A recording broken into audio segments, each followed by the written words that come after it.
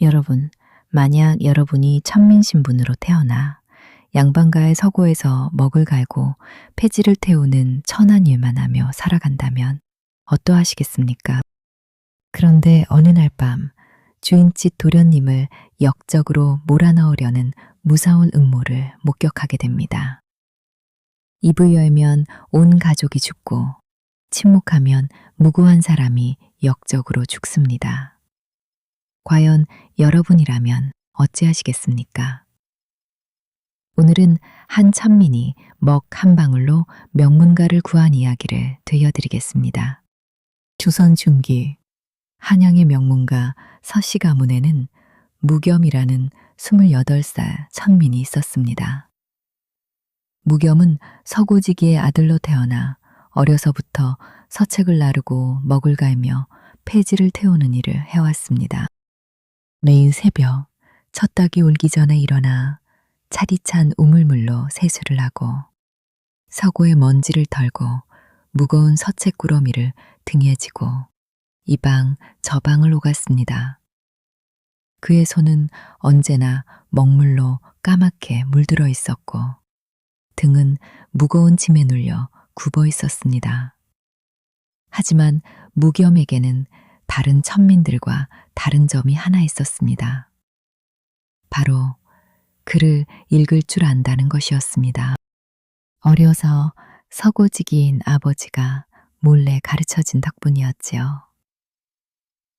무겸아, 글을 안다는 것은 천민에게는 독이 될 수도 있지만 언젠가는 약이 될 수도 있단다. 하지만 절대 남들 앞에서 글을 읽는 모습을 보여서는 안 된다. 아버지의 말씀을 가슴에 새기며 무겸은 서책을 나르면서도 고개를 푹 숙이고 눈길 한번 주지 않는 척했습니다. 하지만 가끔 서고에 혼자 남겼을 때면 몰래 서책을 펼쳐 글자들을 어루만지곤 했습니다. 그럴 때만큼은 자신도 사람이라는 느낌이 들었습니다. 밤이 되면 무겸은 헛간으로 돌아갔습니다. 헛간은 겨울이면 찬바람이 벽 틈새로 들어와 뼛속까지 시렸고 여름이면 모기와 빈대가 득실거렸습니다. 느덕이 이불 한 장을 덮고 잠을 청하면서 무겸은 언제나 같은 꿈을 꾸었습니다. 면천되어 양인이 되는 꿈, 당당히 사람 대접을 받으며 사는 꿈. 하지만 아침이 오면 현실은 그대로였습니다. 서씨 가문의 하인들조차 무겸을 천민이라 무시했고 양반 도련님들은 그를 마치 물건처럼 대했습니다. 무겸은 그저 눈에 띄지 않게 말썽 피우지 않게 하루하루를 버틸 뿐이었습니다. 천민의 운명은 절대 바뀔 수 없다는 것을 뼈저리게 알고 있었기 때문입니다. 그의 가을, 서리가 내리기 시작할 무렵이었습니다. 어느 날 밤 무겸은 서고 정리를 하고 있었습니다. 서책들을 제자리에 꽂고 먹을 갈아두고 폐지들을 모아 태울 준비를 하고 있었지요. 달빛이 창문으로 은은히 들어오고 밤 공기는 고요했습니다. 바로 그때였습니다. 서고문이 스르르 열리는 소리가 들렸습니다. 무겸은 깜짝 놀라 몸을 낮추고 서책 뒤로 숨었습니다. 이 시간에 누가 서고에 올까 싶어 조심스럽게 고개를 내밀어 보았습니다. 촛불 하나를 든 사람이 들어왔습니다. 서태윤 도련님이었습니다. 서씨 가문의 후처 소생으로 32살의 서자였지요. 태윤은 주변을 살피더니 책상 앞에 앉아 품속에서 서찰 한 통을 꺼냈습니다. 무겸은 숨도 제대로 쉬지 못하고 지켜보았습니다. 태윤은 붓을 들어 무언가를 열심히 베껴 쓰기 시작했습니다. 촛불이 흔들릴 때마다 그의 얼굴에는 기묘한 그림자가 드리워졌습니다. 한 번, 두 번, 세 번. 같은 글을 계속 반복해서 쓰면서 마치 누군가의 필체를 흉내내려는 것처럼 보였습니다. 무경은 가슴이 두근거렸습니다. 뭔가 이상했습니다. 태윤이 쓰고 있는 서찰의 내용이 어렴풋이 보였는데 영모, 거사, 동지 같은 무시무시한 글자들이 보였습니다. 그리고 그 필체는 분명 적장자인 서후 도련님의 글씨체를 흉내낸 것이었습니다. 무경의 등줄기로 식은땀이 흘렀습니다. 이건 안 되는데. 생각이 복잡해지는 순간 무렴의 발이 서책에 살짝 닿았습니다. 쿵. 작은 소리였지만 고요한 밤에는 크게 울렸습니다. 태훈의 손이 멈췄습니다. 그는 천천히 고개를 돌려 무겸이 숨은 쪽을 노려보았습니다. 촛불이 흔들리며 그의 눈이 번득였습니다. 누구냐? 무겸은 온몸이 얼어붙었습니다. 태윤이 천천히 일어나 다가왔습니다. 무겸은 더 이상 숨을 수 없어 떨리는 몸으로 일어나 절을 올렸습니다. 소인 무겸입니다, 두련님. 태윤은 차갑게 웃으며 무겸의 턱을 붓끝으로 들어올렸습니다. 본 것이 있느냐? 아무것도 보지 못했습니다. 거짓말 마라. 네 눈빛을 보면 안다. 태윤은 책상으로 돌아가 먹이 번진 초안 종이들과 실수로 도장이 찍힌 페이지들을 집어 무겸에게 던졌습니다. 입 밖에 내면 네 목숨은 물론이고 네 아비와 어미 그리고 동생까지 모두 죽는다. 이 종이들을 당장 태워버려라. 한 장이라도 남기면 네 식구 모두의 목을 친다. 무겸은 떨리는 손으로 종이들을 주워 담으며 고개를 조아렸습니다. 명심하겠습니다. 그날 밤 무겸은 헛간으로 돌아와 종이들을 펼쳐보았습니다. 먹이 번지고 잘못 쓴 글씨들, 그리고 서우 도련님을 역적으로 몰아넣을 무서운 내용들이 적혀 있었습니다. 무겸은 태우라는 명령을 받았지만 이상하게도 그 종이들을 태우지 못했습니다. 화로 앞에 앉아 종이를 들었다 놨다를 반복했습니다. 손이 떨렸습니다. 머릿속으로는 태워야 산다, 가족을 지켜야 한다는 생각이 맴돌았지만 가슴 한구석에서는 이건 아니다 라는 목소리가 울렸습니다. 결국 무겸은 그 종이들을 헛간 구석 석가래 틈에 깊숙이 숨겨두었습니다. 왜 그랬는지 자신도 정확히 알 수 없었습니다. 다만 글을 읽을 줄 알았기에 그 서찰의 심각성을 직감했던 것입니다. 사흘 후였습니다. 무겸이 아침 일찍 서고로 가는 길에 대문 쪽에서 소란스러운 소리가 들렸습니다. 달려가 보니 관아의 포졸들이 서씨 가문 안으로 들어서고 있었습니다. 사우를 당장 잡아들여라. 포졸들은 서우 도련님의 방으로 몰려갔습니다. 서우는 막 세수를 마치고 나오다가 포박당했습니다. 이게 무슨 일이오? 나는 아무 죄도 짓지 않았소. 역모를 꾸민 서찰이 발각되었다. 조용히 따라오시오. 서우는 결백을 외쳤지만 포졸들은 들은 척도 하지 않았습니다. 대감마님이 황급히 나와 따졌지만 포졸 두목은 차가운 표정으로 고변 서찰을 내밀었습니다. 이것이 증거요. 누군가 충성스러운 마음으로 고변했소. 무겸은 멀리서 그 광경을 지켜보며 가슴이 철렁 내려앉았습니다. 서우가 포박당해 끌려가는 모습을 보자 머릿속이 하얘졌습니다. 내가 숨겨둔 종이들이 혹시 도련님을 구할 수 있지 않을까? 하지만 곧 두려움이 엄습했습니다. 천민 주제에 나서면 오히려 일이 더 커질 것이고 가족들이 위험해질 것이었습니다. 무겸은 그저 떨리는 다리로 서고로 돌아가 먹을 갈았습니다. 하지만 붓을 쥔 손은 계속 떨렸고 먹물이 벼루 밖으로 흘러넘쳤습니다. 그날 밤 무겸은 헛간에서 잠을 이루지 못했습니다. 서우도련님은 평소 다른 양반들과 달리 천민들에게도 따뜻했던 분이었습니다. 무거운 짐을 나를 때 힘들지 않느냐며 물어주기도 했고 추운 겨울날 따뜻한 죽 한 그릇을 몰래 건네주기도 했습니다.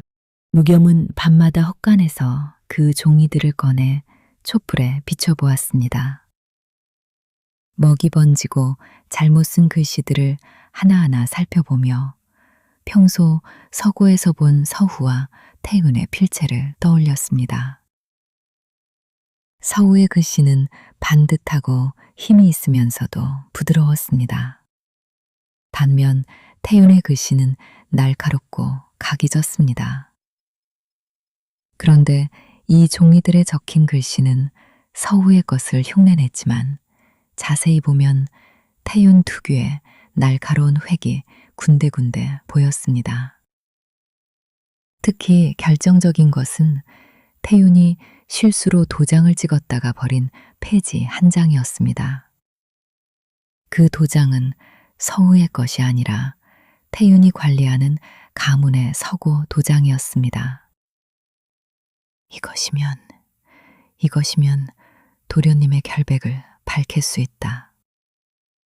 무겸은 마음을 굳혔습니다. 하지만 천민인 자신이 누구에게 말할 수 있단 말입니까? 관아에 가도 천민의 말은 들어주지 않을 것이고 오히려 모함죄로 곤장을 맞을 것이 뻔했습니다. 그때 무겸은 한 사람을 떠올렸습니다. 가문의 노복 중 가장 신뢰받는 김영감이었습니다. 61살의 김영감은 대감마님도 신뢰하는 분이었고 옳고 그름을 분별할 줄 아는 분이었습니다. 무겸은 용기를 내어 김영감을 찾아갔습니다. 한밤중이었지만 김영감의 방문을 조심스럽게 두드렸습니다. 영감님, 소인 무겸입니다. 급히 여쭐 말씀이 있습니다. 김영감이 문을 열었습니다. 무겸의 다급한 표정을 보고는 안으로 들였습니다. 무슨 일이냐? 무겸은 떨리는 목소리로 그날 밤 서고에서 본 것을 이야기했습니다. 그리고 품속에서 종이들을 꺼내 보였습니다. 김영감은 처음에는 반신반의하는 표정이었지만 종이들을 하나하나 살펴보더니 얼굴이 굳어졌습니다. 이것은 큰일이로구나. 하지만 무겸아, 천민의 증언만으로는 어렵다. 관아에서도 대감마님께서도 믿지 않으실 것이다. 그럼 도련님은 어찌 됩니까? 역적으로 죽으라는 말씀입니까? 무겸의 목소리가 떨렸습니다. 김영감은 깊은 한숨을 쉬며 종이들을 다시 살폈습니다. 일단 이것을 잘 보관해라. 때가 되면 쓸 날이 올 것이다. 내가 방법을 찾아보마. 무겸은 고개를 끄덕이며 종이들을 다시 품속 깊이 넣었습니다. 희미하지만 희망의 불씨 하나가 타오르기 시작했습니다. 서우가 옥에 갇히자 서씨 가문에는 무거운 침묵이 흘렀습니다. 대감마님은 하루 종일 사랑채에 들어박혀 한숨만 쉬었고 가문의 하인들도 말을 아꼈습니다. 그런데 한 사람만은 달랐습니다. 바로 서태윤이었습니다. 태윤은 대감마님을 찾아가 눈물을 글썽이며 말했습니다. 아버님, 형님이 그런 일을 꾸밀 줄은 저도 몰랐습니다. 하지만 이제라도 진실이 밝혀져 다행입니다. 가문이 역적 집안이 되지 않도록 제가 힘을 보태겠습니다. 대감마님은 고개를 저으며 괴로워했습니다. 후가 그럴 리가 없다. 분명 무슨 억울한 일이 있을 것이다. 아버님, 증거가 명백합니다. 형님의 필적으로 쓰인 영모 서찰이 발견되었고 증인들도 있습니다. 저도 믿고 싶지 않지만 현실을 받아들이셔야 합니다. 태유는 효성스러운 척하며 대감마님을 설득했습니다. 그리고 뒤로는 매수한 증인들을 동원해 서우가 평소 불만을 품었다는 헛소문을 퍼뜨렸습니다. 서우 도련님이 서자인 태윤 도련님을 늘 무시했다더라. 가주자리가 탐나 영모를 꾸몄다더라. 소문은 가문 안팎으로 빠르게 퍼졌습니다. 태윤의 생모인 후처 부인도 대감마님께 눈물로 호소했습니다. 대감마님, 첫째가 이렇게 되었으니 가문은 어찌 됩니까? 차라리 태윤이라도 가문을 지켜야 하지 않겠습니까? 대감마님은 슬픔과 분노 속에서 갈등했습니다. 적장자인 서우를 믿고 싶었지만 증거와 증언들이 너무나 명백했습니다. 점점 태윤의 말을 믿기 시작했습니다. 태윤은 은밀히 가문의 후계자 자리를 준비하기 시작했습니다. 가문의 재산 목록을 정리하고 주요 하인들을 회유했습니다. 자신을 따르는 자에게는 후한 상을 약속하고 거역하는 자에게는 은밀히 위협을 가했습니다. 무겸은 이 모든 것을 지켜보며 분노로 이를 갈았습니다. 서고에서 일하며 태윤의 비열한 행동들을 목격할 때마다 가슴속에서 무언가가 타올랐습니다. 하지만 여전히 두려웠습니다. 침묵하면 서우 도련님이 역적으로 죽고 가문이 역적 집안이 될 것이고 말하면 자신과 가족이 죽을 것이었습니다. 김영감은 무겸을 찾아와 조용히 말했습니다. 무겸아, 때가 다가오고 있다. 조금만 더 기다려라. 내가 신중하게 방법을 찾고 있다. 영감님, 그 사이에 도련님이 돌아가시면 어찌합니까? 그래서 더 신중해야 한다. 한 번의 기회밖에 없다. 한성부에서 서우의 차용일이 사흘 앞으로 다가왔다는 소식이 전해졌습니다. 무겸은 더 이상 기다릴 수 없다고 판단했습니다. 김영감과 함께 증거를 가지고 한성부로 가기로 결심했습니다. 그날 밤 무겸은 헛간에서 종이들을 품속 깊이 넣고 김영감을 만나러 갔습니다. 하지만 헛간 밖에서 인기척이 들렸습니다. 무겸은 본능적으로 몸을 숨겼습니다. 달빛 아래로 서너 명의 그림자가 다가왔습니다. 태윤의 수하들이었습니다. 저놈이 뭔가 증거를 숨기고 있다더라. 오늘 밤 처리하라는 명이다. 헛간에 불을 지르고 놈도 함께 태워버리자. 무겸은 온몸이 얼어붙었습니다. 숨을 죽이며 헛간 뒤쪽 벽 틈으로 빠져나가려 했지만 이미 수하들이 헛간을 둘러쌌습니다. 그중 한 명이 횃불을 헛간 벽에 던졌습니다. 활활. 마른 집과 나무로 된 헛간은 순식간에 불길에 휩싸였습니다. 무겸은 연기 속에서 숨이 막혔습니다. 기침이 터져 나왔고 눈물이 흘렀습니다. 이대로 죽는 건가? 하지만 그때 품속의 종이들이 느껴졌습니다. 안 돼. 이걸 태우면 도련님은 영영 역적이 된다. 무겸은 마지막 힘을 다해 불타는 헛간 벽을 발로 차기 시작했습니다. 한 번, 두 번, 세 번. 마침내 낡은 벽이 무너지며 틈이 생겼습니다. 무겸은 연기와 불길을 뚫고 밖으로 굴러나왔습니다. 온몸에 화상을 입었고 옷은 타들어갔습니다. 그래도 품속에 종이만은 꼭 껴안고 있었습니다. 저놈이 탈출했다. 잡아라! 태윤의 수아들이 달려들었습니다. 무겸은 비틀거리며 일어나 도망쳤지만 다리에 힘이 풀려 넘어졌습니다. 수아들이 칼을 뽑아들고 다가왔습니다. 바로 그때 어둠 속에서 김영감이 나타났습니다. 이놈들, 감히 사람을 해치려 드느냐. 김영감은 지팡이를 휘둘러 수아들을 막아섰습니다. 하지만 혼자 힘으로는 역부족이었습니다. 수아들이 김영감까지 공격하려는 순간 무겸이 피를 토하며 외쳤습니다. 도련님을 살려야 합니다.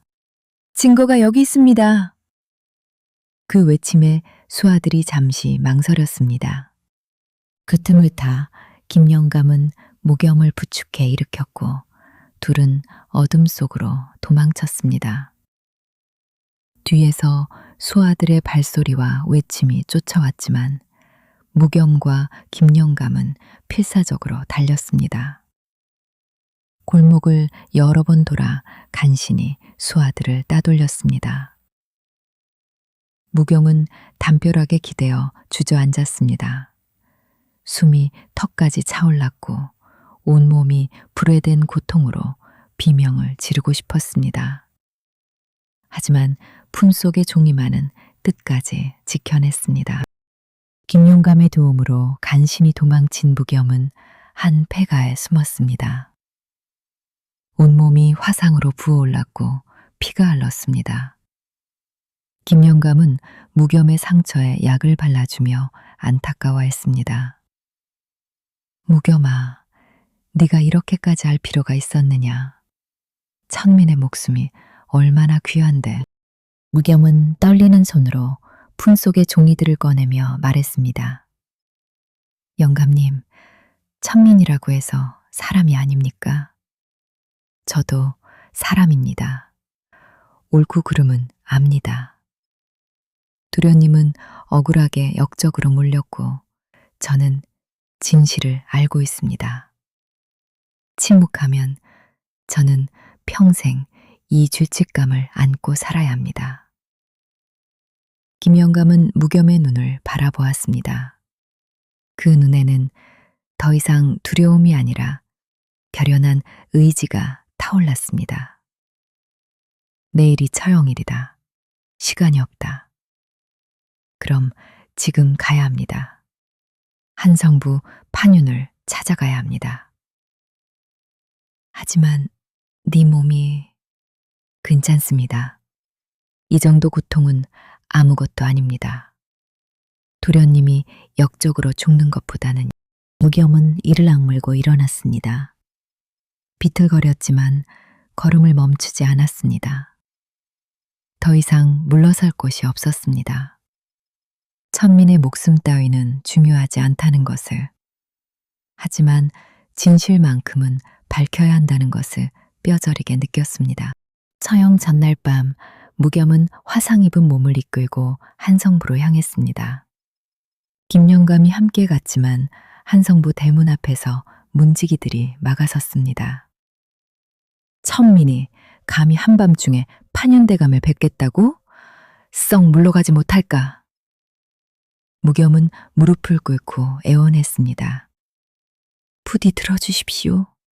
억울한 사람을 살려야 합니다. 하지만 문지기들은 들은 척도 하지 않았습니다.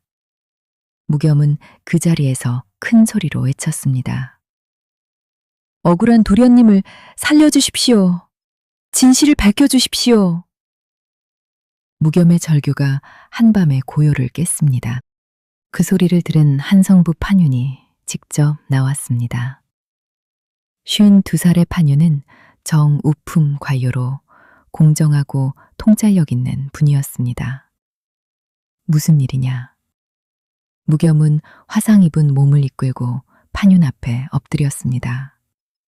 그리고 품속에서 그을리고 피 묻은 증거 종이들을 꺼내 바쳤습니다. 판윤은 무겸이 내민 종이들을 하나하나 살펴보았습니다. 먹이 번지고 잘못 쓴 글씨들, 그리고 태윤이 실수로 도장을 찍은 폐지. 판윤의 표정이 점점 굳어졌습니다. 이것들을 어디서 구했느냐? 무겸은 떨리는 목소리로 그날 밤 서고에서 목격한 모든 것을 또박또박 진술했습니다. 태윤이 서우의 필체를 흉내내며 영모서찰을 위조한 것, 자신을 위협하며 증거를 태우라고 명령한 것, 그리고 자신을 죽이려 헛간에 불을 지른 것까지.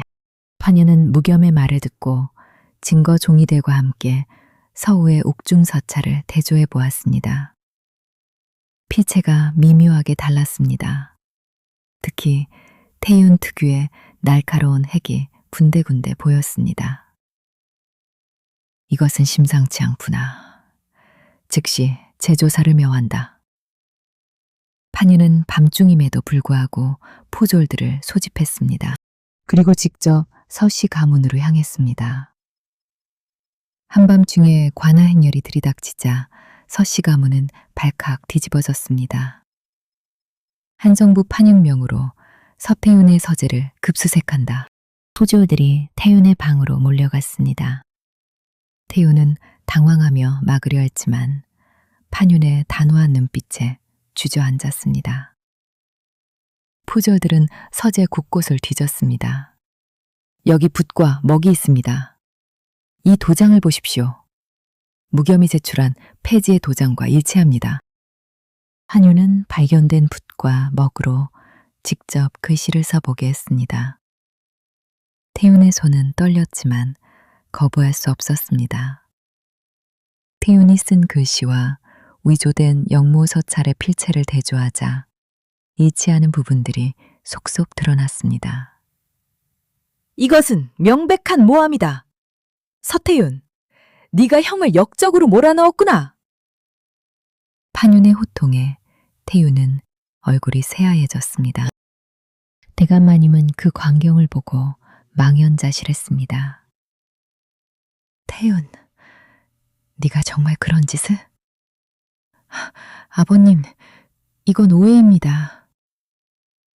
하지만 증거는 명백했습니다. 한유는 태윤이 매수한 증인들도 모두 잡아들였습니다. 고문 끝에 증인들은 하나둘 진실을 자백했습니다. 서태윤 도련님이 은자를 주며 거짓 증언을 하라고 시켰습니다. 서우 도련님이 평소 불만을 품었다는 것은 모두 꾸며낸 이야기입니다. 태윤의 음모가 낱낱이 드러났습니다. 후처 부인도 공범으로 밝혀져 함께 끌려갔습니다. 내감마님은 무릎을 꿇고 하늘을 향해 통곡했습니다. 후야, 미안하구나. 내가 너를 의심했구나. 다음날 새벽, 처형장으로 끌려가던 사오는 극적으로 석방되었습니다. 포졸들이 그의 포박을 풀고 무릎 꿇어 사죄했습니다. 도련님, 억울하게 하였습니다. 진범이 밝혀졌습니다. 서우는 믿을 수 없다는 표정으로 주변을 둘러보았습니다. 그리고 멀리서 화상 입은 몸으로 서 있는 무겸을 보았습니다. 서우는 비틀거리며 무겸에게 다가가 그의 손을 잡았습니다. 무겸, 네가 나를 구해준 것이냐? 무겸은 눈물을 흘리며 고개를 끄덕였습니다. 서우도 눈물을 흘리며 무겸을 껴안았습니다. 양반과 천민의 신분 차이는 그 순간만큼은 중요하지 않았습니다. 고맙다. 정말 고맙다. 반면 태우는 영모 누명을 씌운 죄로 곤장 100대를 맞고 유배형에 처해졌습니다. 곤장을 맞으며 피를 토하는 태윤의 모습을 보며 무겸은 복잡한 심경이었습니다. 후처 부인도 공범으로 낙향 조치되어 평생 고향에서 천대받으며 살게 되었습니다. 서씨 가문으로 돌아온 사오는 대감마님과 함께 무겸을 사랑채로 불렀습니다. 대감마님은 무겸 앞에 무릎을 꿇었습니다. 무겸은 깜짝 놀라 황급히 엎드렸습니다. 대감마님, 어찌 이러십니까? 무겸, 내가 잘못했다. 네가 아니었다면 우리 가문은 역적 집안이 되고 무고한 내 아들은 역적으로 죽었을 것이다. 천민이라는 이유로 너를 무시하고 천대한 것을 용서해다오. 대감마님의 눈에서 눈물이 흘렀습니다. 사우도 무겸 앞에 깊이 절했습니다. 무겸, 그대가 아니었다면 나는 이 세상에 없었을 것이오. 은혜를 평생 잊지 않겠소. 무겸은 두 사람의 진심을 느끼며 눈물을 흘렸습니다. 대감마님은 즉시 면천문서를 작성했습니다. 무겸은 더 이상 천민이 아니라 양인의 신분이 되었습니다. 그리고 가문의 서고와 문서를 관리하는 정식 서리로 임명되었습니다. 무겸, 이제부터 그대는 우리 가문의 소중한 일원이요. 서고의 모든 서책과 문서를 관리하고 가문의 중요한 일을 맡아주시오. 무겸은 감격에 겨워 몇 번이고 절을 올렸습니다. 면천 문서를 받아든 손이 떨렸습니다. 평생 꿈꿔온 순간이었습니다. 서우는 무겸의 가족들도 모두 양인 신분으로 만들어 주었습니다. 무겸의 늙은 부모와 어린 동생까지 모두 천민의 굴레에서 벗어났습니다. 게다가 가문의 배려로 작은 집과 땅도 받았습니다. 무겸의 아버지는 아들의 손을 잡고 눈물을 흘렸습니다. 무겸아, 네가 우리 가족을 모두 구했구나. 글을 가르쳐준 보람이 있구나. 아버지께서 가르쳐주신 글이 진실을 밝혔습니다. 한편 태유는 유배지에서 평생 후회 속에 살게 되었습니다. 유배지로 떠나는 수레 위에서 태유는 무겸을 보았습니다. 무겸은 아무 말 없이 태윤을 바라보았습니다. 태윤은 고개를 숙였습니다. 내가 탐욕에 눈이 멀었다. 천민인 네가 나보다 더 떳떳하구나. 후처 부인은 고향으로 쫓겨나 천대받으며 여생을 보냈습니다. 아들을 위해 비열한 짓을 했던 그녀는 결국 그 아들마저 잃고 외롭게 살아야 했습니다. 반면 서우는 무고함이 밝혀지며 오히려 명성이 높아졌습니다. 정의롭고 결백한 양반으로 소문이 퍼졌고 조정에서도 주목하기 시작했습니다. 무겸은 새로운 삶을 시작했습니다. 더 이상 헛간이 아니라 따뜻한 방에서 잠을 잤고 천대받지 않고 존중받는 삶을 살았습니다. 서고에서 서책을 정리하며 이제는 당당히 글을 읽을 수 있었습니다. 김영감도 무겸의 용기를 칭찬하며 가문 사람들에게 무겸의 이야기를 들려주었습니다. 천민이었지만 양심과 정의를 지킨 무겸의 이야기는 가문 안팎으로 퍼져나갔습니다. 몇 년이 흘렀습니다. 무겸은 서시 가문의 서고에서 묵묵히 서책을 정리하며 살았습니다. 더 이상 천대받지 않고 오히려 가문 사람들로부터 존경받는 존재가 되었습니다. 서고는 그에게 더 이상 고통의 장소가 아니라 편안한 쉼터가 되었습니다. 어느 봄날 따뜻한 햇살이 서고 창문으로 들어왔습니다. 무겸은 창가에 앉아 서책을 펼쳐 읽고 있었습니다. 바깥에서는 꾀꼬리가 지저귀고 봄꽃이 만발했습니다. 바로 그때 서고문이 열리며 서우가 들어왔습니다. 서우는 몇 달 전 과거에 급제하여 조정의 관료가 되었습니다. 당당한 관복을 입은 서우는 무겸을 보고 환하게 웃었습니다. 무경, 오랜만이요. 어떻게 지내셨어? 도련님, 아니, 나으리, 축하드립니다. 과거에 급제하셨다는 소식 들었습니다.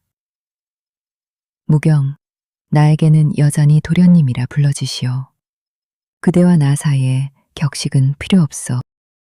두 사람은 서고 한쪽에 자리를 잡고 앉아 차를 마셨습니다. 서우는 조정에서의 이야기를 들려주었고, 무겸은 서고에서의 일상을 이야기했습니다. 무겸, 그때 일을 생각하면 아직도 가슴이 철렁합니다. 그대가 아니었다면 나는 역적으로 죽었을 것이고 가문도 몰락했을 것이요. 도련님, 저는 그저 제가 해야 할 일을 했을 뿐입니다. 진실은 언젠가 드러나게 되어 있습니다. 무경은 창밖의 봄꽃을 바라보며 조용히 말했습니다. 진실은 언젠가 드러나게 되어 있고 작은 먹 한 방울이라도 양심을 지키는 것이 중요합니다. 서우는 고개를 끄덕이며 무겸의 말을 가슴에 새겼습니다. 두 사람은 한동안 말없이 차를 마시며 봄날의 평화를 즐겼습니다. 해가 저물 무렵 서우는 자리에서 일어났습니다.